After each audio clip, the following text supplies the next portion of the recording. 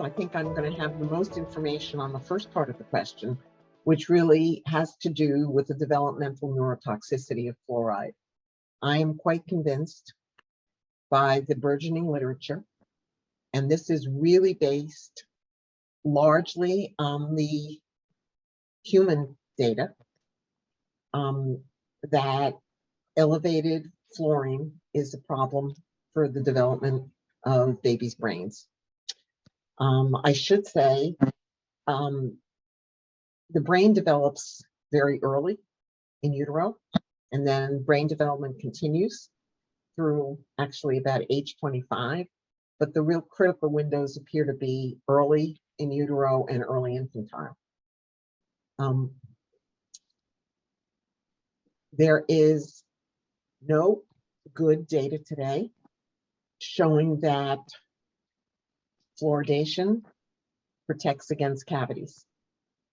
That was the basis of the 1962 Public Health Advisory, in which the levels were set at 1.2 ppm inorganic fluoride being put in the water. But as more and more fluoride is present in our environment overall, I think everyone, just about everyone, uses fluoridated toothpaste, fluoridated mouthwash. A lot of, especially black teas, have high levels of fluoride in them, and so on.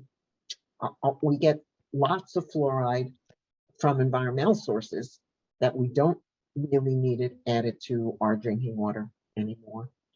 I initiated a program when I was director of NTP to do a systematic review of fluoride neurotoxicity. Let's just say we've been waiting for those reviews to be actually published. Drafts were sent to the national academies, which I had decided upon doing rather than our normal external peer review process because of the political nature of drinking water fluoridation. There's a very, very strong dental lobby that believes that fluoridation is protective against tooth decay. I will say there is no benefit of ingested fluorine. The benefits of fluorine to teeth are topical.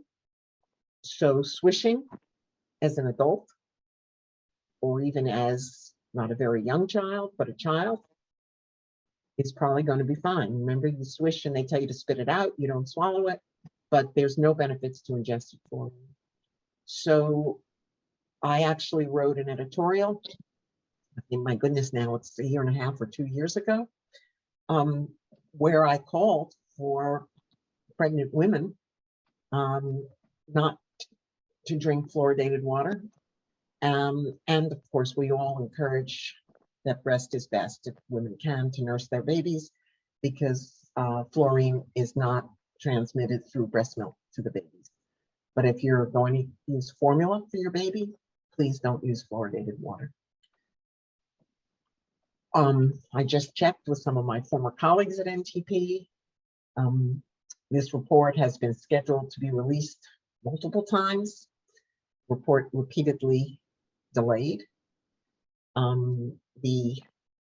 The person who was my associate director of NTP, who's now working as a volunteer to get this report out, feels that it will finally come out. We had another release date of May 18th, which just passed, and he is hopeful that it will finally come out soon. But it has been a long, arduous process. I am not terribly familiar with the impacts that fluoride might have on the kidney or its autoimmune effects. I know, at high concentrations, we know that fluoride can be associated with skeletal fluorosis. At slightly elevated concentrations, I was on a committee with the Public Health Service that in 2015, we lowered the recommended level. If you were going to do it in drinking water, we lowered it from 1.2 ppm to 0.7 ppm. I think it needs to come way down below that, if we even need it at all.